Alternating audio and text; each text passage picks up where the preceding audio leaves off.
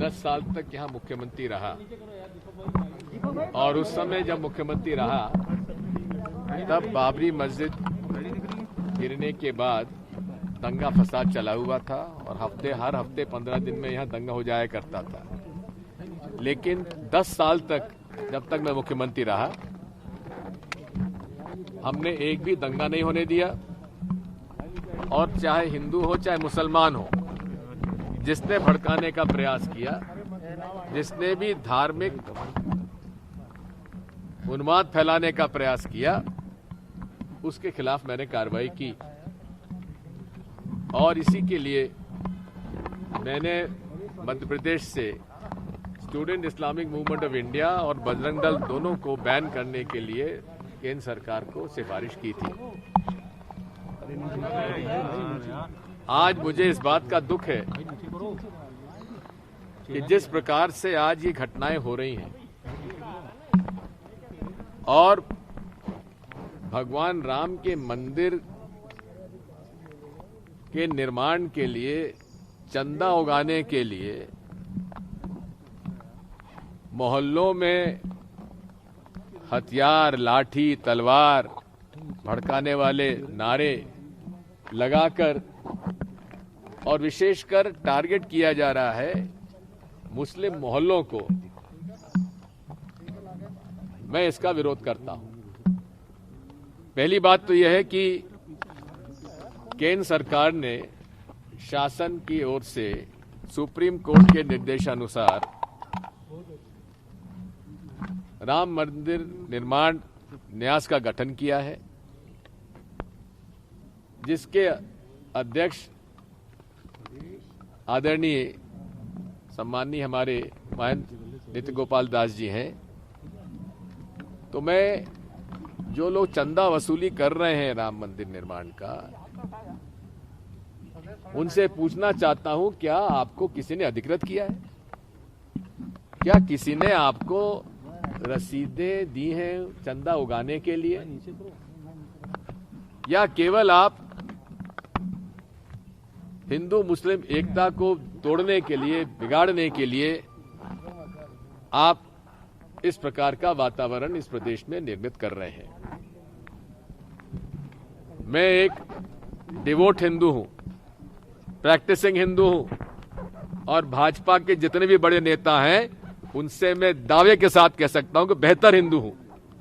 सनातन धर्म सर्वधर्म समभाव में विश्वास रखता है, वासुदेव कुटुंबकम में विश्वास रखता है।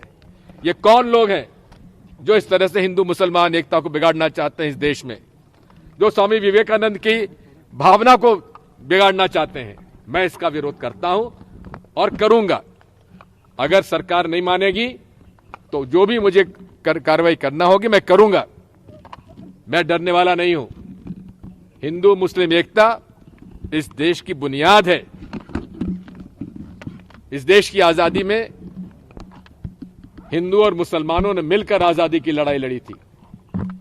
आज वो लोग जिन्होंने आजादी की लड़ाई में भाग तक नहीं लिया, इस देश का माहौल बिगाड़ने चले हैं, हम उसको कामयाब नहीं होने देंगे। सर, ज्ञापन में क्या कहा है आज आपने?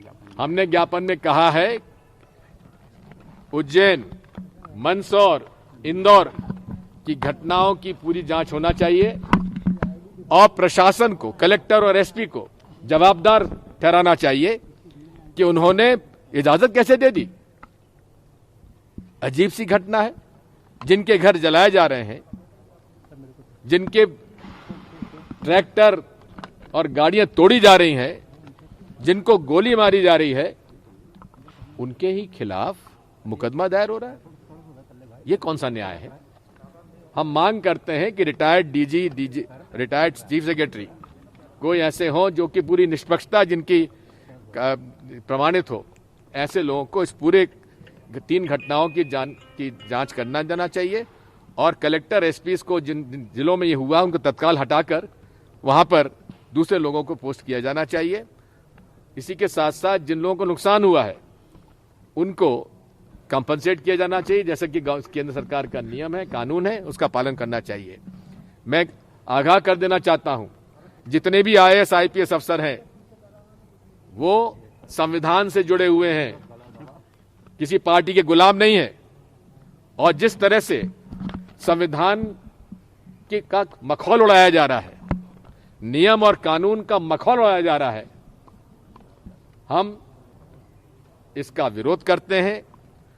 भारत का संविधान ही की शपथ मुख्यमंत्री जी आप लेते हैं, मंत्री जी आप लेते हैं, और आईपीएस अफसर भी उसके शपथ और उसके नियम और कानून के अंतर्गत काम से बंधे हुए हैं। उससे हटकर आप कोई भारतीय जनता पार्टी या कांग्रेस के गुलाम नहीं है। लेकिन जब से राम मंदिर का फैसला हुआ, जगह जगह सांप्रदायिक सौहार्द खराब होता जा रहा है। अब दिग्विजय के बारे में मैं क्या कहूं,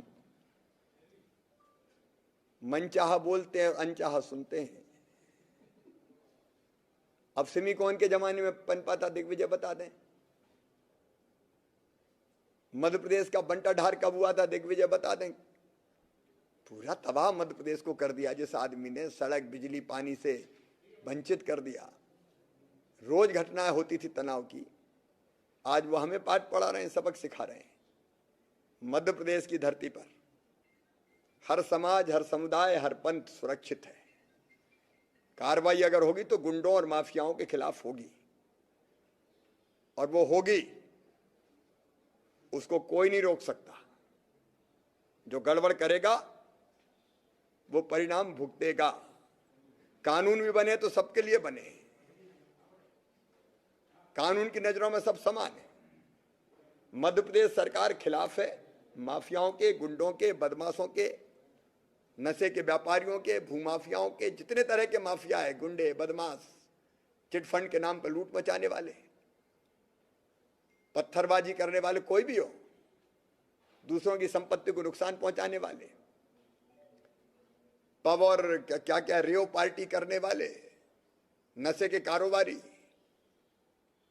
कोई भी आ जाए दिग्विजय तो क्या इनको बचा नहीं सकता। सर, लफ्जियात कानून को मंजूरी मिल गई, कब से इम्प्लीमेंट हो रहा है?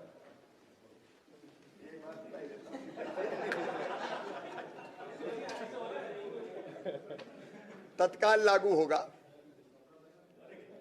और भाव वही है बेटी बचाने का, इसलिए हम तत्काल प्रभाव से इसको लागू करेंगे।